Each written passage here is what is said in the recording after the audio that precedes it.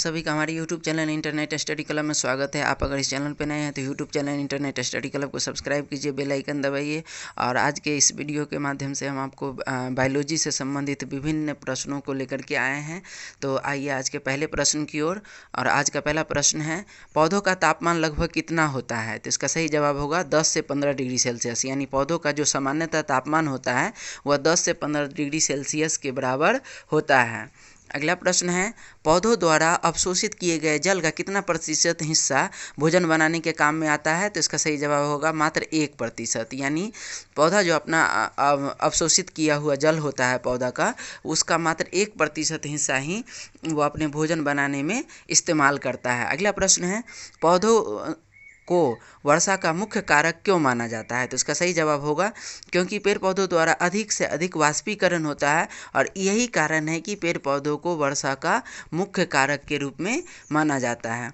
अगला प्रश्न है, जलकुंभी में किस प्रकार का प्रजनन होता है? तो इसका सही जवाब होगा अलैंगिक प्रजनन। यानी जलकुंभी में किस प्रकार का प्रजनन होता है? तो अलैंगिक प्रजनन होता है। अगला प्रश्न है, पौधों द्वारा पुनः नए पौधों को जन्म देना क्या कहलाता है? तो इसका सही जवाब होगा पुनरुद्भवन। यानी पौधों द्वारा पुनः नए पौधों को जन्म देना क्या कहलाता है? तो पुनरुद्भवन कहलाता है। अगला प्रश्न है, एक जलकुंभी 8 महीने में कुल कितने पौधों को जन्म देने में सक्षम है? तो इसका सही जवाब होगा 64 लाख। यानी एक जलकुंभी जो है वह सिर्फ 8 महीने में कुल 64 लाख पौधों को जन्म देने में सक्षम है। अगला प्रश्न है, बंगाल का आतंक यानी टेरर ऑफ बंगाल किस पौधा को कहा जाता है? तो इसका सही जवाब होगा जलकुंभी को। यानी बंगाल का आतंक के रूप में किस पौधा को जाना जाता है? तो जलकुंभी को जाना जाता है। अगला प्रश्न है, दिल्ली के यमुना नदी के जल का BOD यानी बायोकेमिकल ऑक्सीजन डिमांड जो कहा जाता है वो कितना है? तो इसका सही जवाब होगा 99.9% BOD दिल्ली के यमुना के जल का BOD माना जाता है। अगला प्रश्न है, संकटाग्रस्त पौधे या जीव जंतु को किसके अंतर्गत रखा जाता है? तो इसका सही जवाब होगा रेड डाटा बुक के अंतर्गत। यानी संकटापन्न वस्तु और जीव जंतु को किसके अंतर्गत रखा जाता है? तो रेड डाटा बुक के अंतर्गत रखा जाता है। अगला प्रश्न है, दुनिया का सबसे बुद्धिमान और दूसरा प्राणी कौन सा है? तो इसका सही जवाब होगा डॉल्फिन। यानी दुनिया का सबसे बुद्धिमान दूसरा प्राणी कौन सा है? तो इसका सही जवाब होगा डॉल्फिन।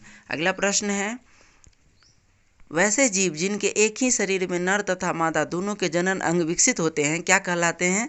तो इसका सही जवाब होगा द्विलिंगी जीव। उदाहरण के लिए केचुआ, फीता कृमि, गोल्ड कृमि, हुक वर्म, ये सब क्या है? द्विलिंगी जीव के उदाहरण हैं। और द्विलिंगी जीव की परिभाषा क्या है? तो वैसे जीव जिनके एक ही शरीर में नर तथा मादा दोनों जनन अंग विकसित होते हैं वो द्विलिंगी जीव कहलाते हैं। अगला प्रश्न है, इकोलॉजी शब्द का प्रयोग सर्वप्रथम किसने किया था? तो इसका सही जवाब होगा रैक्टर ने। यानी इकोलॉजी शब्द का प्रयोग सर्वप्रथम 1886 में रैक्टर ने किया था। अगला प्रश्न है, सर्वप्रथम ग्रीन हाउस शब्द का प्रयोग किसने किया था? तो इसका सही जवाब होगा टिंडले ने। यानी सर्वप्रथम ग्रीन हाउस शब्द का प्रयोग किसने किया था? तो टिंडले ने किया था। अगला प्रश्न है, पारितंत्र शब्द का प्रयोग सर्वप्रथम किसने किया था? तो इसका सही जवाब होगा आर्थर जी टेंसले ने। 1935 ईस्वी में पारितंत्र शब्द का सर्वप्रथम प्रयोग इन्होंने ही किया था। क्या नाम था? तो आर्थर जी टेंसले ने। अगला प्रश्न है, सर्वप्रथम पारिस्थितिकी पिरामिड, तो इसका सही जवाब होगा चार्ल्स एक्टर ने 1987 ईस्वी में। यानी सर्वप्रथम पारिस्थितिकी पिरामिड को चार्ल्स एक्टर ने 1987 ईस्वी में प्रस्तावित किया था। अगला प्रश्न है, किस विषय के अंतर्गत दुर्लभ पादपों को सूचीबद्ध किया जाता है और इन्हें संरक्षित वनस्पति उद्यानों में रखा जाता है? तो इसका सही जवाब होगा ग्रीन डाटा बुक के अंतर्गत में। ठीक है। अगला प्रश्न है, किस विषय के अंतर्गत संकटापन्न जातियों और विलुप्ति के कगार के वस्तुओं को रखा जाता है? तो इसका सही जवाब होगा ब्लू डाटा बुक के अंतर्गत। अगला प्रश्न है, किस विषय के अंतर्गत संकटापन्न जातियों के रिकॉर्ड को रखा जाता है? तो ये होगा रेड डाटा बुक के अंतर्गत। जितना भी संकटापन्न जातियों के है उनका रिकॉर्ड जो है रेड डाटा बुक के अंतर्गत रखा जाता है। अगला प्रश्न है, ऐतिहासिक राजाओं में कौन था जिसने सर्वप्रथम वनस्पति अभयारण्य स्थापित किया था? तो इसका सही जवाब होगा सम्राट अशोक। सम्राट अशोक ने ही सर्वप्रथम जीव वन्य अभयारण्य को स्थापित किया था। अगला प्रश्न है, भारत में सर्वप्रथम पारिस्थितिकी के ऊपर किताब लिखने का श्रेय किसे जाता है? तो इसका सही जवाब प्रोफेसर आर मिश्रा को, यानी आर मिश्रा ने ही सर्वप्रथम पारिस्थितिकी के ऊपर किताब लिखा था।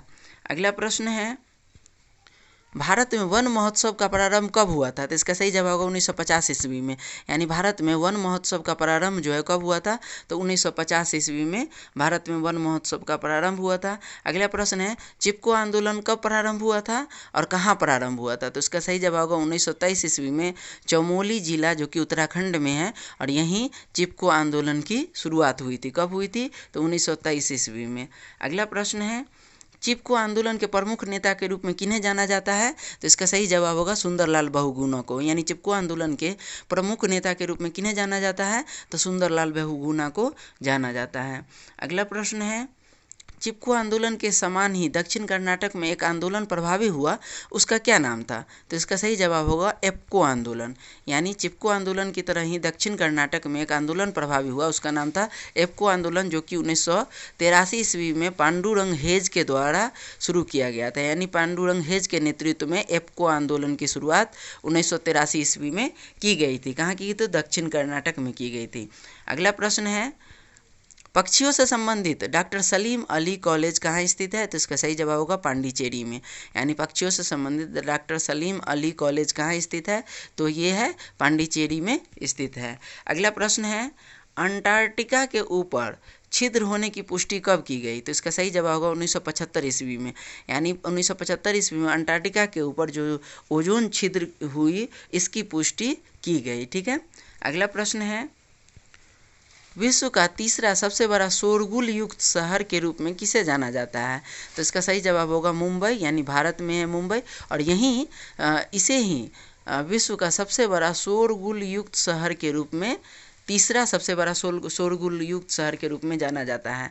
अगला प्रश्न है, भोपाल गैस त्रासदी की घटना कब हुई थी? तो इसका सही जवाब होगा 3 दिसंबर 1984 ईस्वी को, और ये मिसप्रिंट है, ईस्वी होगा। 3 दिसंबर 1984 ईस्वी को हुआ था, और ये 10:13 में हुआ था। कुल 25,000 लोगों की मृत्यु हो गई थी, और मिथाइल आइसोसाइनाइड का रिसाव हुआ था। अगला प्रश्न है, कुल प्रदूषण का अकेले कार्बन मोनोऑक्साइड कितना प्रतिशत योगदान देता है? तो इसका सही जवाब होगा 50%, यानी जो जितना भी प्रदूषण है उसका 50% यानी 50% अकेले कार्बन मोनोऑक्साइड का योगदान होता है।